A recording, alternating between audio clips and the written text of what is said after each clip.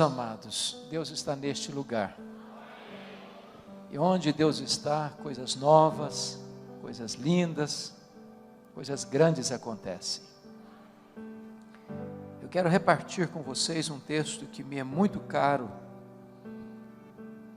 Esse texto está no primeiro livro de Samuel. Primeiro livro de Samuel, capítulo 1. É a história de uma mulher que tinha um drama pessoal, tinha uma angústia na alma, tinha uma necessidade. E essa mulher coloca esta causa dela na presença de Deus. E ela chora diante de Deus. E ela insiste com Deus.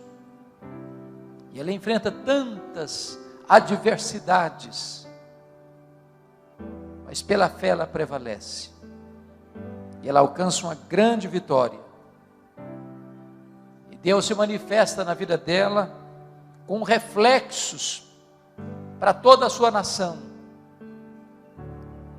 E eu não sei como é que você entrou aqui hoje. Talvez com o coração pesado. Talvez até ansioso a respeito do que está por vir. Talvez precisando de um toque da mão de Deus. De uma resposta de Deus hoje. Quem sabe você tem esperado muitos anos uma palavra, um sinal do favor de Deus. Quem sabe pela graça de Deus hoje pode ser esse dia.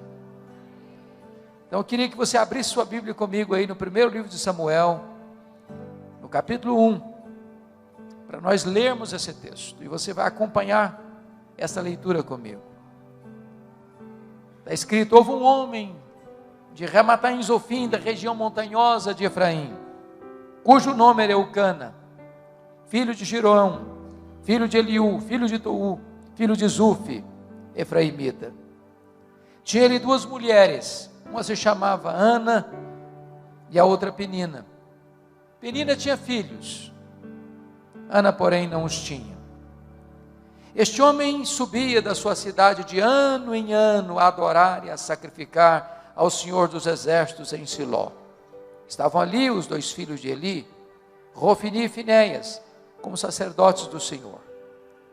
No dia em que Eucana oferecia o seu sacrifício, dava ele porções deste a Penina, sua mulher, e a todos os seus filhos e filhas. A Ana, porém, dava porção dupla, porque ele a amava, ainda mesmo que o Senhor a houvesse deixado estéril. A sua rival a provocava excessivamente para irritar, porquanto o Senhor lhe havia cerrado a madre. E assim o fazia ele de ano em ano. E todas as vezes que Ana subia à casa do Senhor, a outra irritava, pelo que chorava e não comia. Então Eucana, seu marido, lhe disse: Ana, por que choras? E por que não comes? E por que estás de coração triste? Não te sou eu melhor do que 10 filhos?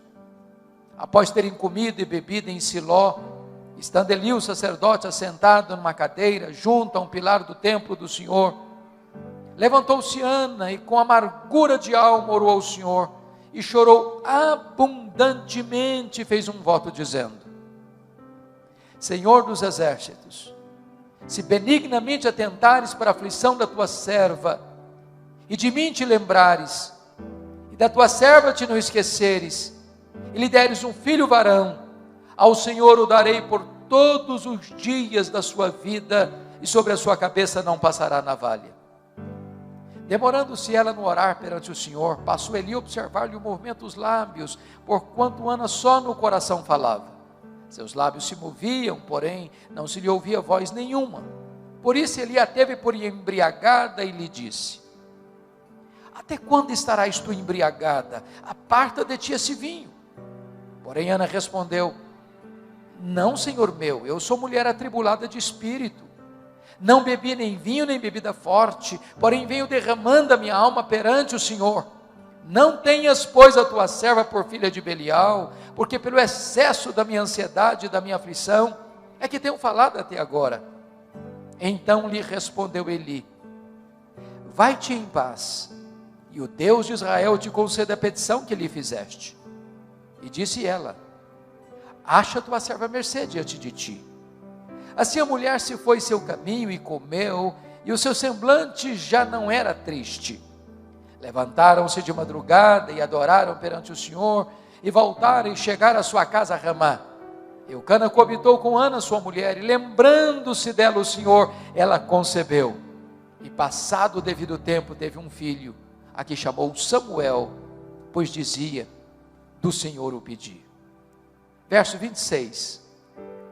Disse Ana a Eli, meu Senhor, tão certo como vives, eu sou aquela mulher que aqui esteve contigo orando ao Senhor.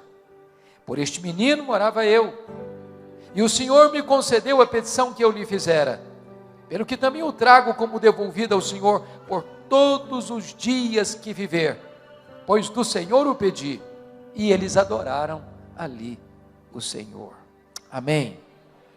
Eu quero conversar com vocês nesta noite sobre o tema: não desista de seus sonhos. Não desista de seus sonhos. Era o ano de 1952 na Nova Zelândia, quando um grande esportista daquele país, Edmund Hillary, nutriu no seu coração um sonho inédito, um sonho audacioso, o sonho de escalar a montanha mais alta do planeta, o sonho de chegar no topo do Pico Everest, com mais de 8.800 metros de altitude. Edmund Hillary preparou-se para aquela grande empreitada da sua vida, mas quando ele partiu para realizar o seu sonho, ele fracassou. Ele não conseguiu chegar no topo do Everest. 6 meses depois, ele foi convidado para dar uma palestra em Londres, na Inglaterra. E quando ele chegou naquele bonito auditório, propositadamente as pessoas haviam colocado uma grande gravura do Monte Everest na parede. Ele entrou no auditório, olhou para a gravura, cabisbaixo, dirigiu-se à plataforma. Quando passaram-lhe a palavra, por um momento, ele esqueceu-se o auditório, voltou-se para a gravura e disse: Monte Everest, da primeira vez tu me derrotaste. Tu não podes crescer mais, mas eu ainda estou crescendo. Da próxima vez, eu te vencerei. 6 meses depois, Edmund Hillary era o primeiro homem na história da humanidade a chegar no topo do Pico Everest, deixando para nós um legado: não desista de seus sonhos. Eu sei que você tem sonhos, todos nós os temos. Quem não sonha não vive. Quem desistiu de sonhar, desistiu de viver.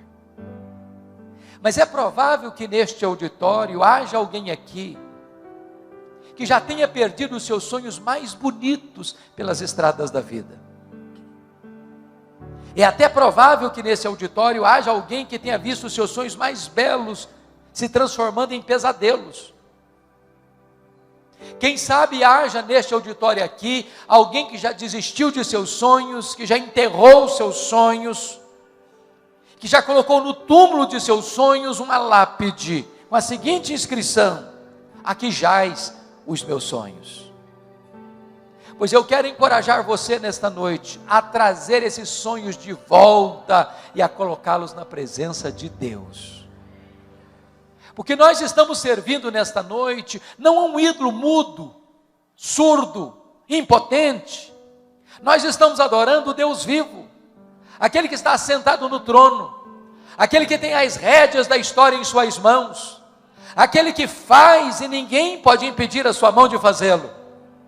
Nós estamos na presença do Deus Todo-Poderoso, que pode agir milagrosa e extraordinariamente na sua vida, na sua história, na sua família, nesta noite.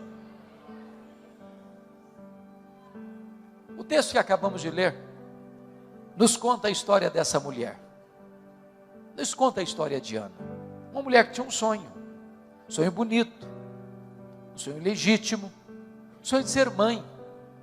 Só que Ana é estéril, seu ventre é um deserto, ela não consegue conceber. E eu imagino que se Ana fosse nossa contemporânea, ela enfrentaria algumas abordagens.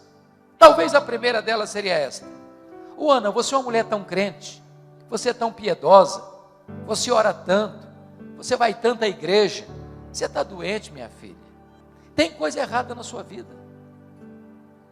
Eu acho que você deveria fazer uma análise mais detalhada e meticulosa da sua árvore genealógica, porque é muito provável que haja alguma maldição hereditária incrustada aí na sua família, e enquanto você não quebrar essa maldição, você não vai ser curada. Só que o problema de Ana não era maldição hereditária. Se Ana vivesse hoje, talvez alguém parecido com os amigos de Jó chegariam para ela para dizer o seguinte: ô Ana, você é uma mulher tão crente, mas você está doente. Ô Ana, eu acho que tem coisa errada na sua vida. Eu acho que você deve ter algum pecado que você ainda não confessou para Deus, porque toda causa tem um efeito, Ana. Ninguém sofre sem causa. Você deve ter feito coisa errada. Você tem que confessar esse pecado para você ser curada. Mas o problema de Ana não era pecado escondido. Se Ana vivesse hoje, talvez alguém mais audacioso chegaria para ela para dizer o seguinte: ô Ana, deve ter algum demônio da esterilidade escondido aí na sua vida. O que você precisa fazer é ir num culto de libertação. Só que o problema de Ana não era demônio. Confira comigo o que está escrito no versículo 5. O texto está dito aí que foi Deus quem a deixou estéril. Agora confira o versículo 6. O texto diz que foi Deus quem cerrou a sua madre, de tal maneira que a doença de Ana não tem a ver com maldição hereditária, não tem a ver com pecado escondido, não tem a ver com demônio. A doença de Ana tem a ver com Deus. E aí você pode dizer: bom, então eu não estou entendendo nada, porque se Deus é bom, e Ele é, se Deus tem o melhor para nós, Ele tem, então como é que Deus pode adiar os nossos sonhos, e os nossos sonhos mais legítimos? É sobre isso que eu quero tratar com você nesta noite. Primeiro, Deus adia os nossos sonhos para nos ensinar a gloriosa verdade de que as bênçãos, de que o Deus das bênçãos é melhor do que as bênçãos de Deus. A maior necessidade sua não é da bênção de Deus. A maior necessidade sua é do Deus da bênção. A maior necessidade sua não é de coisas. A maior necessidade sua é de Deus. A maior necessidade sua não é da dádiva. A maior necessidade sua é do doador. Você poderia ter todas as bênçãos de Deus. Se você não tem Deus, a sua vida é vazia. A sua vida não tem sentido ainda. Irmãos, prestem bem atenção nisso. Nós estamos vivendo na geração, no século, onde o eixo do cristianismo foi mudado. O cristianismo, como o pastor introduziu agora há pouco, ele é focado na pessoa bendita de Jesus Cristo, nosso Senhor. Ele é o Rei da glória, Ele é o Rei dos reis, Ele é o Senhor dos senhores, e nós estamos aqui nesta noite, é por causa dEle. Mas nós estamos vendo uma geração que tira Jesus do centro para colocar o homem no centro. Parece-nos que hoje a dinâmica da vida cristã para muita gente é que não é mais a vontade de Deus que deva ser feita na terra, mas é a vontade do homem que tem que prevalecer no céu. Parece-nos que não é mais o homem que está a serviço de Deus, mas é Deus quem está a serviço do homem. Mas este não é o Evangelho. O Evangelho não é focado no homem, o Evangelho é focado em Cristo. O Evangelho não é que o homem prevalece no céu, mas é que a vontade de Deus é feita na terra.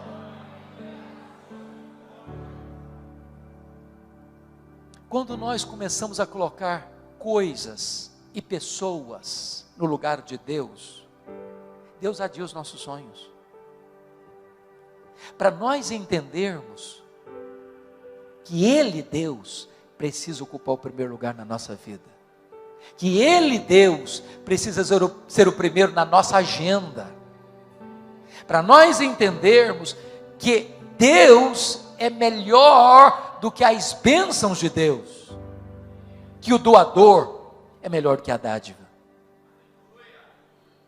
A segunda verdade, ou a segunda coisa que Deus faz quando os nossos sonhos são adiados, a segunda lição que Deus nos ensina é esta: Deus adia os nossos sonhos para nós entendermos que tudo o que nós temos, tudo o que nós somos, veio de Deus, é de Deus e deve ser consagrado de volta para Deus.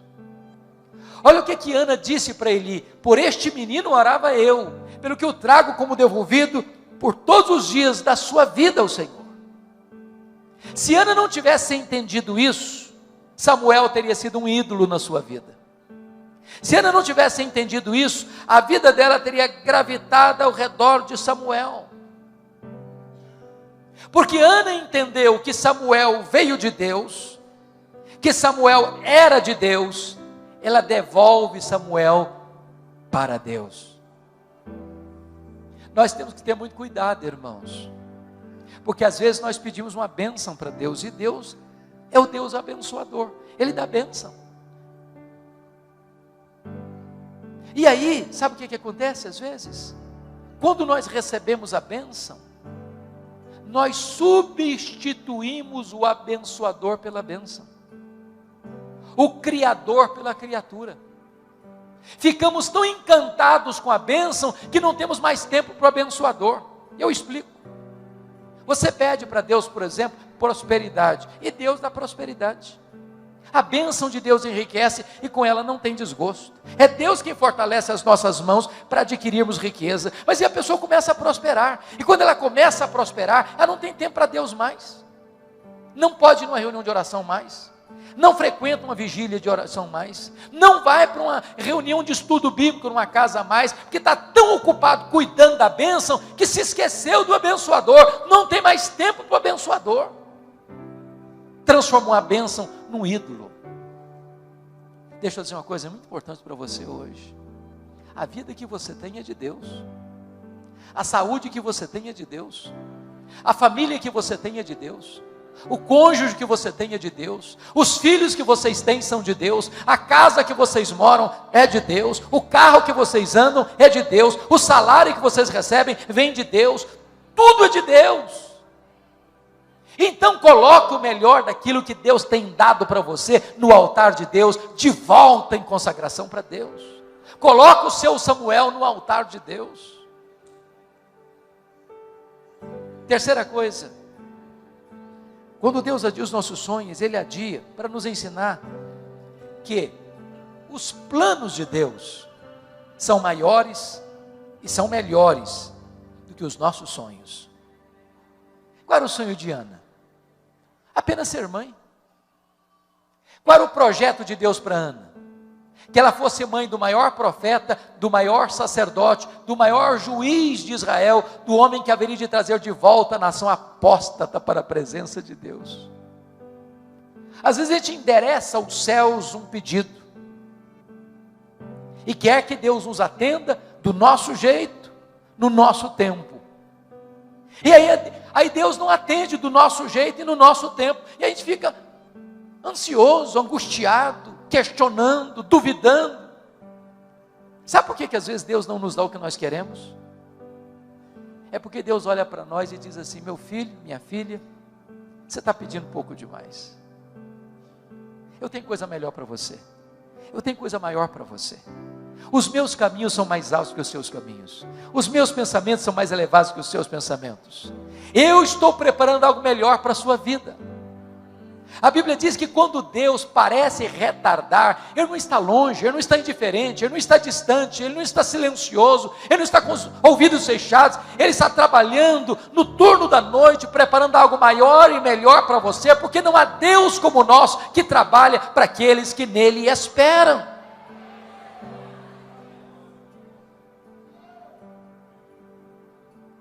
Quando José do Egito estava preso, diz a Bíblia que ele pediu ao copeiro do faraó para lembrar-se dele.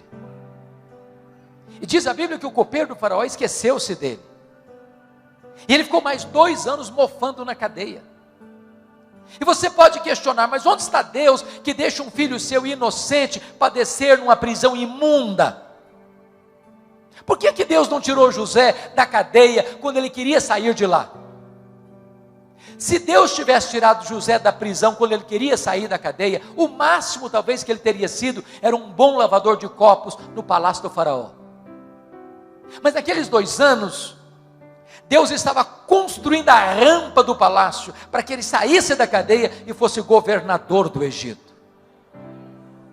Deixa eu dizer para você, os planos de Deus são maiores e são melhores do que os seus sonhos. Se Deus está adiando o seu sonho, não é porque Ele é indiferente, é porque Ele está trabalhando, não contra você, mas trabalhando por você. 4º lugar, sabe por que Deus adia os nossos sonhos? Deus adia os nossos sonhos porque Ele é Deus, livre, soberano, que faz todas as coisas conforme o conselho da sua vontade. Confira comigo o cântico de Ana, que está aí no capítulo 2, versos 6 a 8, deste mesmo livro. Olha o que Ana vai dizer: o Senhor é o que tira a vida e a dá, faz descer a sepultura e faz subir. O Senhor empobrece e enriquece, abaixa e também exalta. Levanta o pobre do pó e desde o monturo exalta o necessitado, para o fazer assentar-se entre príncipes. Preste bem atenção aqui. Algumas pessoas hoje, em nome até de uma fé robusta, beiram uma blasfêmia. Quando chegam para Deus, com petulância, com soberba, e dizem assim: Deus, eu exijo. Deus, eu proíbo. Deus, eu determino. Deus, eu decreto. E ai de Deus se não atender. Até parece que essas pessoas estão assentadas num alto e sublime trono, e que Deus está no escabelo de seus pés. Tolice, tolice. Deus é soberano. Deus está assentado num alto e sublime trono. Deus tem as rédeas da história em suas mãos. Deus levanta reis e Deus depõe reis. Deus levanta reinos e Deus abate reinos. Deus pega aquele que está lá no topo da pirâmide e joga-o no chão, e pega o que está sentado no monturo e o faz assentar-se entre príncipes. Ele é Deus. Ele não precisa pedir licença nem para você, nem para mim, para agir. Ele é livre, Ele é soberano e faz todas as coisas conforme o conselho da sua vontade. Deus não pode ser pressionado, Deus não pode ser colocado contra a parede. Ele é Deus. Agora preste atenção nisso. Quando Deus age, ninguém pode impedir a mão de Deus de agir. Nós não podemos concordar com aqueles que dizem: não, o tempo dos milagres de Deus ficaram lá num remoto passado. Deus já fez, mas Deus não faz mais. Não, Deus não está sentado numa cadeira de balanço. Deus não se aposentou. Deus não está senil. Deus é o mesmo ontem, Deus é o mesmo hoje, Deus é o mesmo para sempre. Ele nunca perdeu o seu poder. Ele faz, e quando Ele faz, ninguém pode impedir a sua mão de fazê-lo. Eu acredito que Ana, como uma mulher instruída que era, ela deve ter procurado todos os recursos médicos do seu tempo. Porque aqueles que acham que se nós temos fé, nós não devemos ir a um médico, estão equivocados. Porque Deus cura com o meio, sem o meio, apesar dos meios. Sempre é que Deus que cura. O médico, o remédio, a medicina é apenas um instrumento. Mas o poder de curar vem de Deus. E Ana era uma mulher instruída. E eu acho que Ana, penso eu, devia carregar na sua bolsa tiracolo, que toda mulher gosta de ter, os últimos exames da junta médica de Ramá, dizendo para ela o seguinte: Ana, não tem jeito, não tem cura. Mas Ana entende uma coisa: se Deus quiser, tem jeito. A última palavra não é da ciência. A última palavra não é da medicina. A última palavra é do Deus vivo.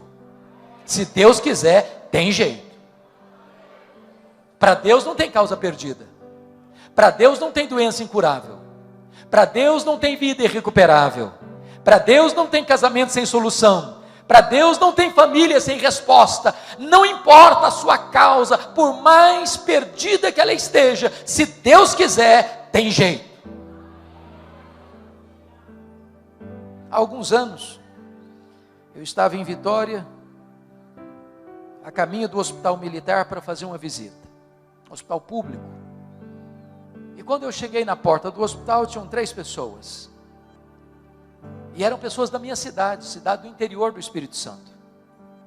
E dentre elas estava uma jovem de 19 anos. Porque ela estava com um câncer que havia tomado todos os seus órgãos vitais.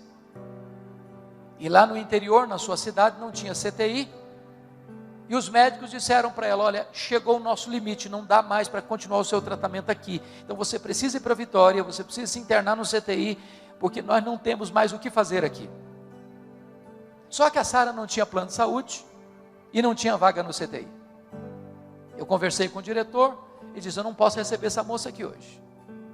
E eu fui um pouco frustrado para a porta do hospital e disse para a Sarita assim: olha, filha, infelizmente aqui não tem vaga para você. Mas nós podemos fazer uma coisa. Eu confesso que eu não tenho muito essa prática. Não sou muito de fazer isso. Mas naquele dia eu fiz. Ali na porta do hospital eu disse: Sarita, não tem jeito para você aqui, mas nós podemos falar com aquele que tem jeito para tudo. E ali na porta do hospital, eu impus as mãos sobre a Sarita e disse: meu Deus, essa moça não tem lugar aqui nesse hospital, mas se tu quiseres, Deus, o Senhor pode curá-la também na porta desse hospital, porque para ti não tem coisa impossível. E orei por ela. Quando eu terminei de orar, aproxima-se um jovem e disse: essa moça tem um primo que é médico em outra cidade do estado, e lá tem CTI. Falei: então vamos ligar para ele. Ligamos para o médico, ele disse: tem CTI, pode trazer a minha prima para cá. Imediatamente, ela faz a viagem de aproximadamente 200 quilômetros. Quando ela chega na outra cidade, o médico pega os exames, constata a gravidade do problema, coloca numa maca, começa a palpar o seu ventre. Achou estranho? Submeteu a Sarita aos mais rigorosos exames daquele hospital, não tinha mais nada no seu corpo. Sarita voltou para casa completamente curada naquele mesmo dia. Sabem por quê? Porque quando Deus quer, tem jeito. Eu não estou dizendo para você que todas as pessoas pelas quais eu e você oramos, Deus vai curar. Eu não estou dizendo isso. O que eu estou dizendo é que quando Deus quer, tem jeito. Então não desista de lutar. Então não desista de seus sonhos. Por mais difícil que seja a causa, por mais amarga que seja a luta, por mais renhida que seja a batalha, não desista em nome de Jesus. Agora deixa eu dizer uma coisa para você. Quando nós temos sonhos, temos que ter muito cuidado. Sabem por quê? Porque há assassinos de sonhos soltos por aí. E Ana teve que lidar pelo menos com 3 assassinos de sonhos. A primeira pessoa que tentou matar os sonhos de Ana foi a sua rival Penina. A Bíblia diz que Penina provocava, que Penina irritava, sobretudo quando Ana subia à casa de Deus. A Penina provocava de tal maneira que a Ana começava a chorar, perdia o apetite, entrava em depressão. Eu não sei o que é que Penina dizia para Ana, mas uma coisa eu tenho certeza, é que Penina não era uma mulher de Deus. Que gente de Deus não viu para infernizar a vida dos outros. Gente de Deus é bálsamo. Gente de Deus é aliviador de tensões. Mas à luz do versículo 6, a impressão que eu tenho é que Penina dizia mais ou menos o seguinte para Ana: Ana, você é crente, você é piedosa, você vai à igreja, você ora tanto, está aí doente. Eu não sou crente igual a você, eu não oro igual a você, eu não vou à igreja igual a você, estou aqui com saúde, cheia de filhos. Se esse negócio de ir à igreja, de orar, de jejuar, funcionasse mesmo, Ana, você não estaria aí doente. Você conhece gente assim? Cuidado com essa gente. São assassinos de sonhos. Querem vender para você a ideia de que ser crente é viver numa redoma de vidro, numa estufa espiritual, blindado das intempéries e vicissitudes da vida.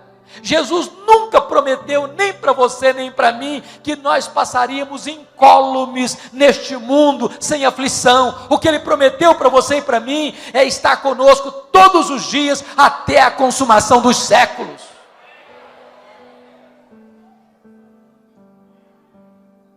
A segunda pessoa que quis matar os sonhos de Ana foi o sacerdote Eli.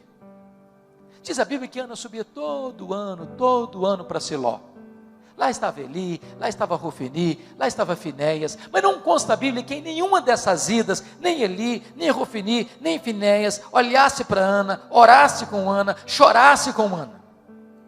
A primeira vez que o sacerdote olhou para Ana, foi para sacar contra ela pesados libelos acusatórios, chamando-a de bêbada dentro da igreja, de filha de Belial.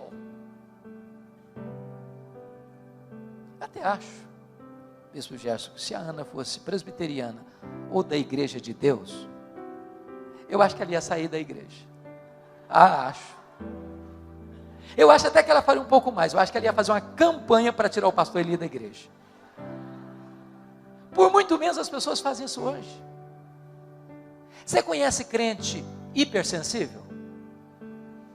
Conhece crente que parece cristal?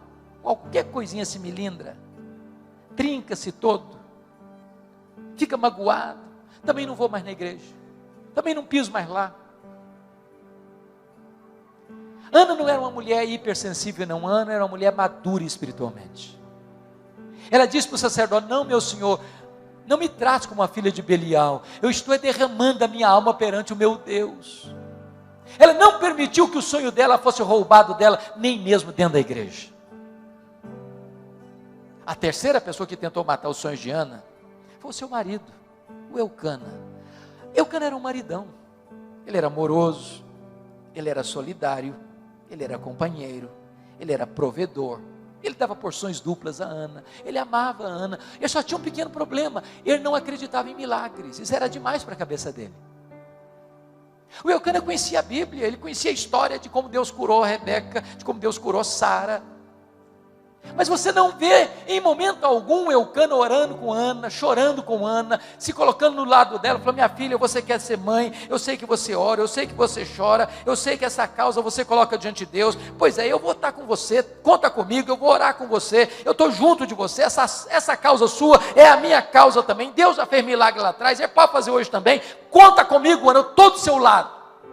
Ele nunca fez isso. Mas se você olhar comigo o versículo 8,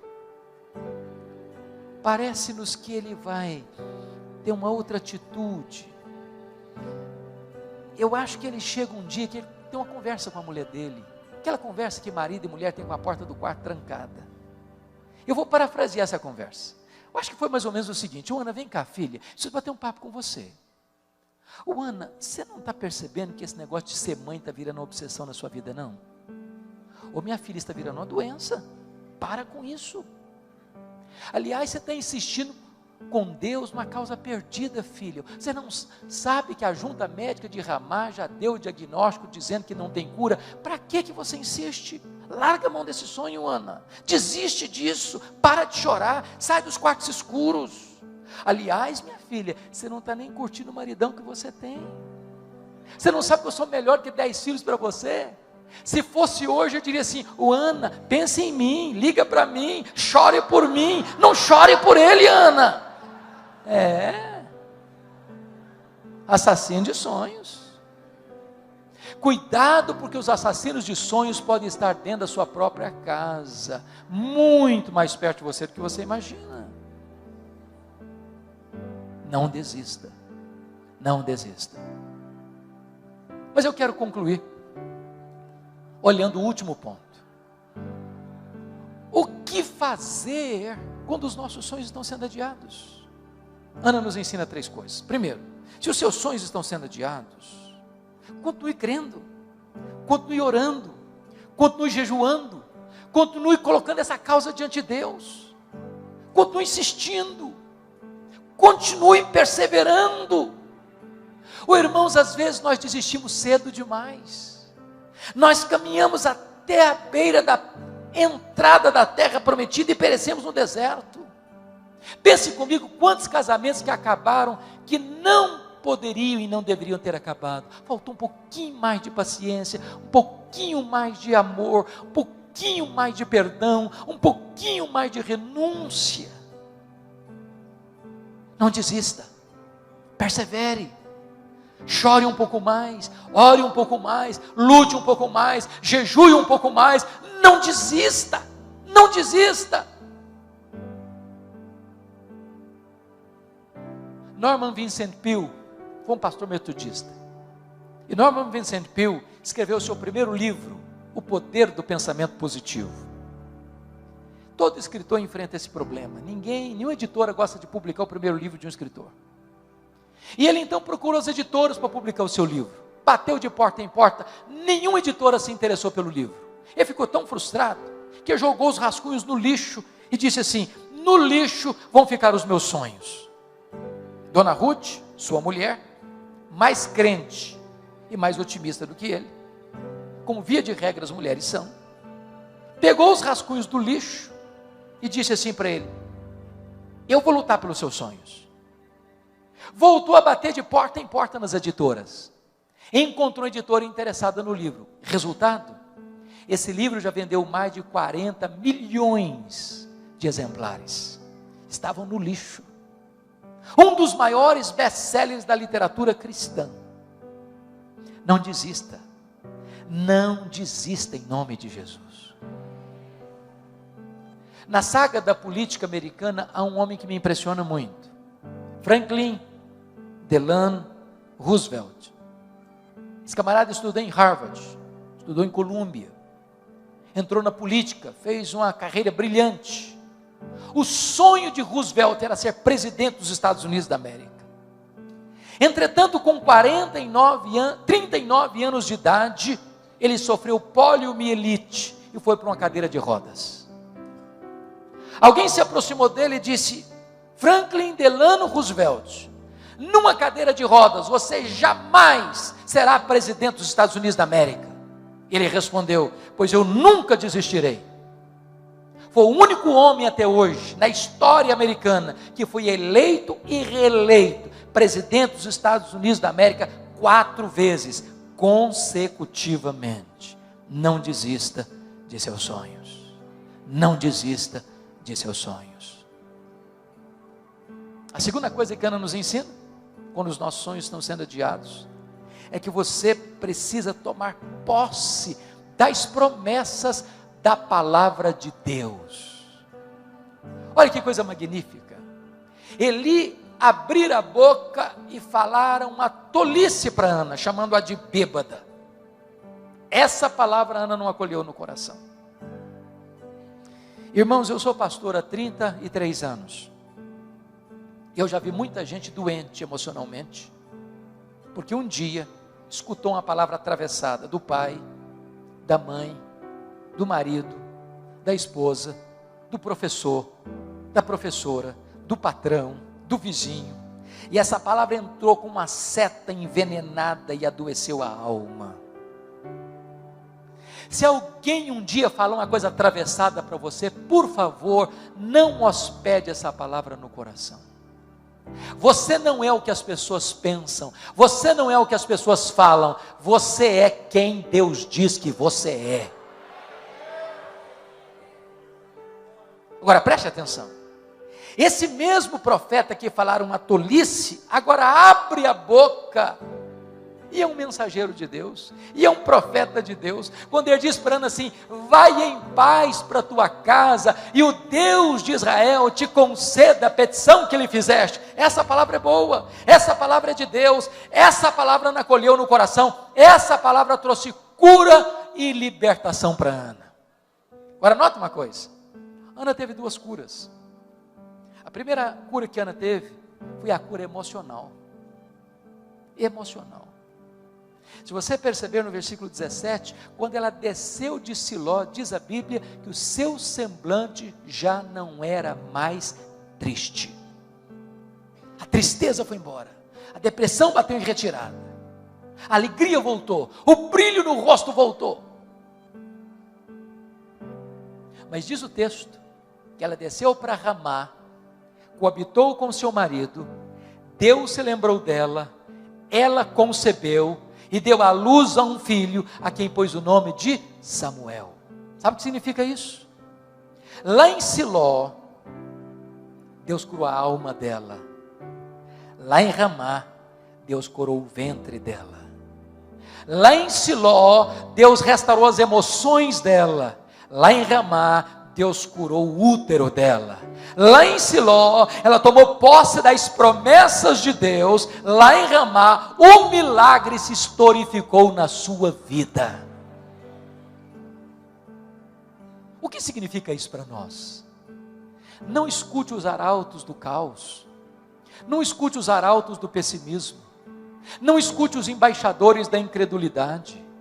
Tem um monte de gente dizendo para você: não, o cenário está ruim, vai ficar pior, não, está muito complicado, mas vai piorar muito mais, você não consegue, não vai dar certo, não vai dar certo, não vai funcionar, outros já tentaram, não conseguiram, é melhor você nem começar, é melhor você desistir logo, não vai dar certo, vai dar errado, vai dar muito errado. E todo dia, toda hora, a todo momento, tem gente pessimista do seu lado, tem gente semeando palavras de incredulidade no seu coração, tem gente apostando no fracasso na sua vida, tem gente que quer que você aceite passivamente a decretação da derrota na sua casa, na sua família. Mas em nome de Jesus, não escute os profetas do pessimismo, abra os ouvidos da sua alma, escute as promessas da palavra de Deus, porque Deus vela pela sua palavra em a cumprir.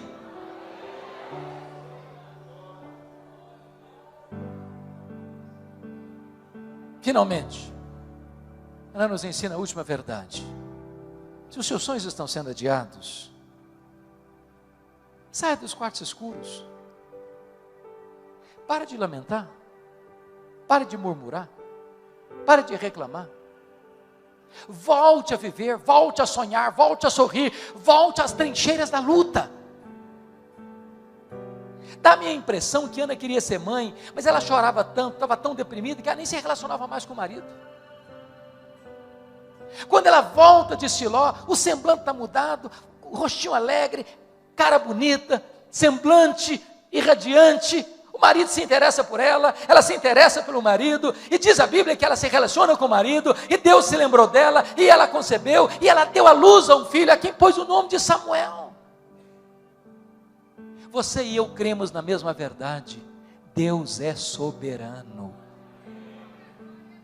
Não tem acaso, não tem sorte, não tem azar, não tem determinismo cego, não tem olho gordo, não tem feitiço, não tem sexta-feira 13, não tem esse negócio de ficar com medo de passar debaixo de escada. Você não é governado por coisas místicas, você é governado pela mão do Deus Todo-Poderoso. Nem um fio de cabelo da sua cabeça pode ser tocado sem que Deus saiba, sem que Deus permita, sem que Deus tenha um propósito. Então preste atenção nisso, volte a viver, volte a cantar, volte a sorrir, volte a saber que Deus está no controle, que a sua vida não está solta ao léu, jogada de um lado para o outro. A mão de Deus dirige o seu destino, e você pode clamar com todas as forças da sua alma: nós sabemos que todas as coisas cooperam para o bem daqueles que amam a Deus, daqueles que são chamados segundo o seu propósito.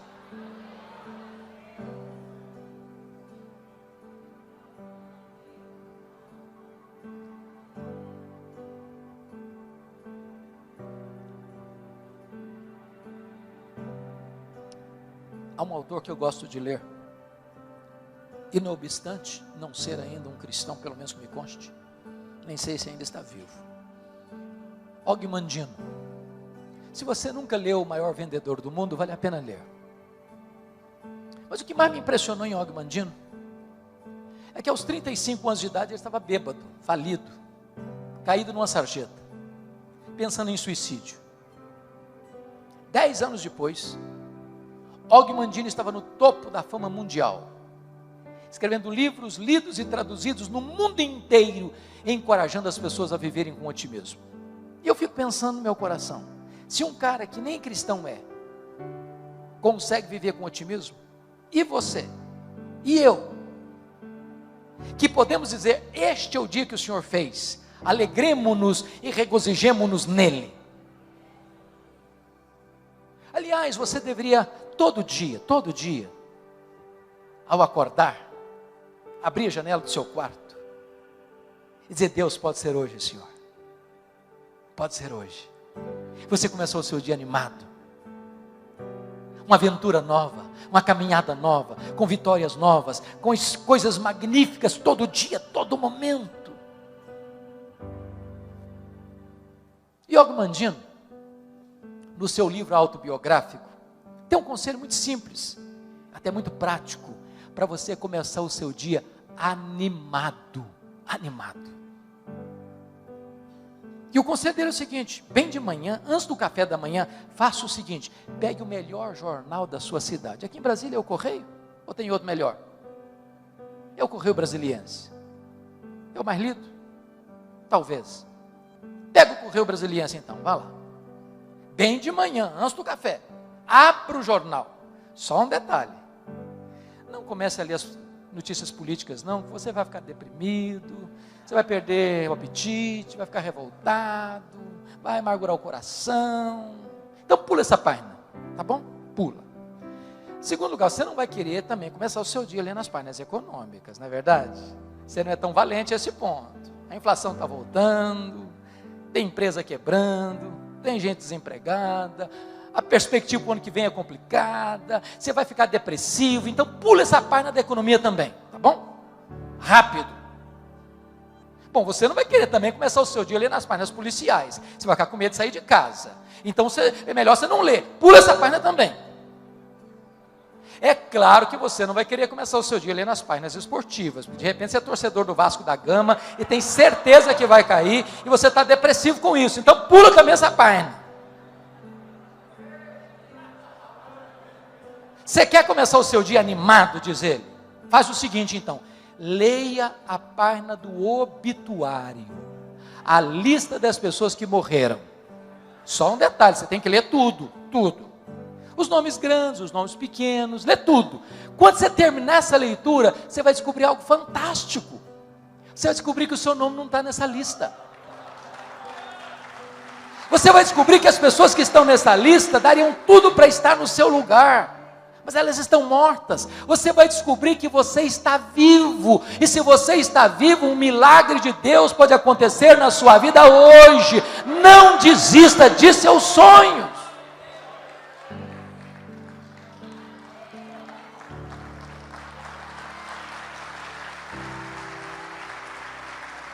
Esta mensagem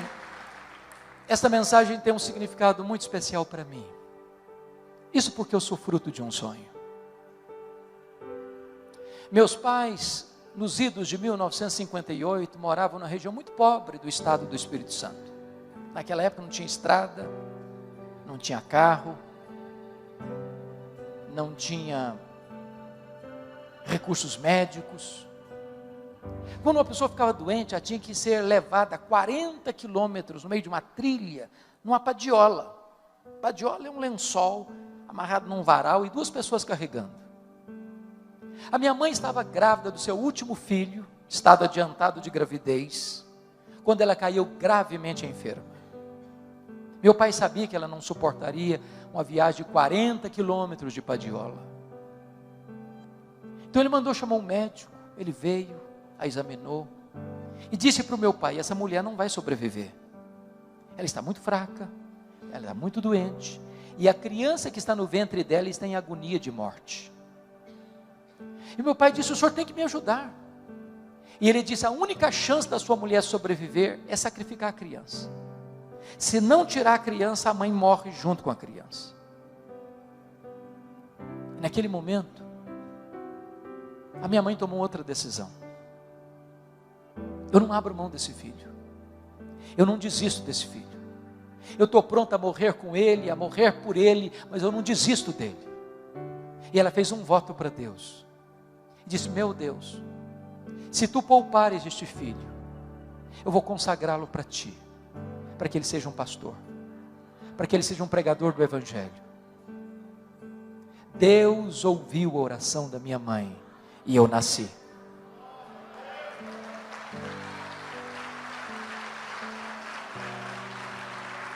Nasci na roça, já trabalhando na enxada, com as mãos calejadas. Com 8 anos de idade eu fui calçar o meu primeiro par de sapatos. Na minha região não tinha escola, a não ser escola primária. Nunca ninguém tinha saído dali para fazer mais do que 4ª série primária. Eu entrei na escola com 8 anos.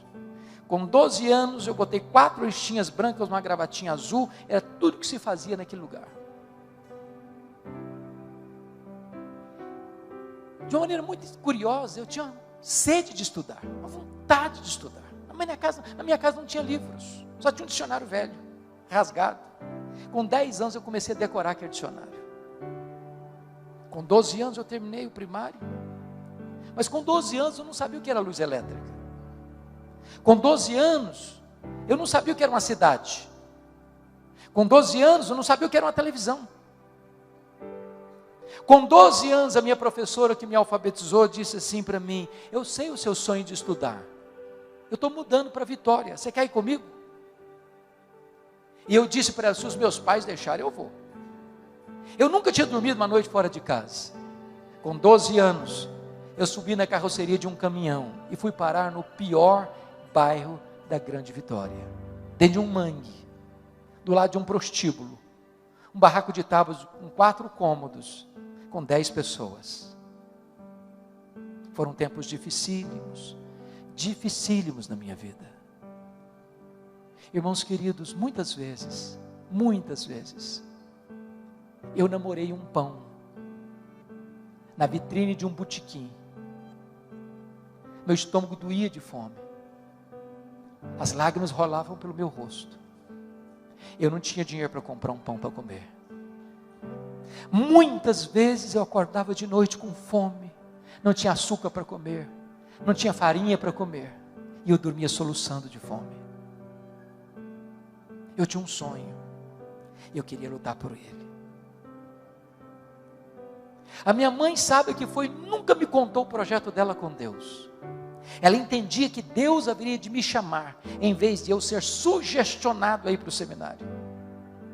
O meu sonho desde criança era ser advogado e político. Eu nunca perdi um comício. Naquela época o comício era na praça, na rua. Enquanto o último orador não descesse do palanque, enquanto as luzes não apagavam, eu não ia embora. No dia que eu fiz 18 anos, exatamente no mesmo dia, eu tirei meu título e me filiei num partido. Eu tinha um sonho. Até o dia que Deus pôs a mão sobre mim e me chamou para o ministério.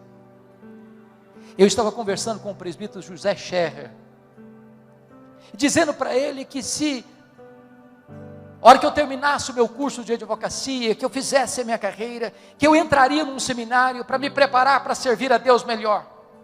E aquele presbítero olhou dentro dos meus olhos e me disse assim: jovem, você quer dar a sobra para Deus, e Deus quer você por inteiro agora. Aquela palavra entrou com uma flecha no meu coração, e eu disse: pois aqui estou eu me entrego agora. E Deus pôs uma convicção plena no meu coração, de que Deus me chamava naquele momento para o sagrado ministério. Eu abri mão dos meus sonhos, e abracei os sonhos de Deus. E hoje eu posso dizer para você que não tem nada mais sublime no mundo do que ser pastor, do que ser pregador do Evangelho de Jesus Cristo nosso Senhor. Antes da minha mãe morrer, ela me chamou à sua casa e disse: filho, eu preciso falar com você. E ela me contou essa história, e ela me contou mais. Ela me disse: meu filho, nesses anos todos, eu nunca deixei de me levantar da minha cama e prostrar meus joelhos e pedir que Deus capacitasse você, que Deus ungisse você, que Deus revestisse você com graça e poder para pregar a palavra de Deus. E eu abracei minha mãe, chorei muito com ela e disse para ela 2 coisas. Falei: mãe, a senhora está me ensinando as 2 verdades mais importantes da minha vida. Primeiro, a senhora está me ensinando que um filho nunca é pobre se tem uma mãe que ora por ele. Segundo, a senhora está me ensinando que muito mais importante que os meus sonhos são os planos de Deus. São os planos de Deus. Se preciso for, abra mão dos seus sonhos, mas nunca abra mão dos planos de Deus para a sua vida. Eu sei que você tem sonhos, e hoje você pode colocá-los na presença de Deus. Se esses sonhos estão afinados com o plano de Deus, Deus há de cumpri-los. E se você quer colocar esses sonhos no altar de Deus, eu quero orar com você, eu quero orar por você. Eu não sei quais são esses sonhos. Talvez uma doença, talvez um filho, talvez o seu cônjuge, talvez a sua família, talvez a sua empresa, talvez a sua igreja, talvez a conversão de alguém que você ama tanto. Talvez você que veio aqui hoje está lutando para ser mãe, pois hoje Deus pode fazer esse milagre na sua vida, porque Deus é aquele que faz com que a mulher estéril seja alegre, mãe de filhos. Qual é o seu sonho? Derrame a sua alma na presença de Deus. Deus é o Deus que ouve, Deus é o Deus que vê, Deus é o Deus que age, e Ele está aqui nessa noite.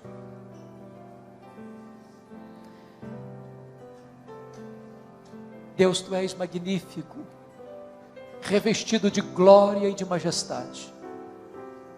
Não há outro Deus além de Ti. Só Tu és Deus. Tu estás assentado num alto e sublime trono, mas também Tu te inclinas para ver o que se passa no coração dos homens. Então Deus olha para nós nesta noite, com graça e com misericórdia, contempla o clamor dos Teus filhos e das Tuas filhas, olhe dos altos céus e vê as lágrimas que estão sendo vertidas.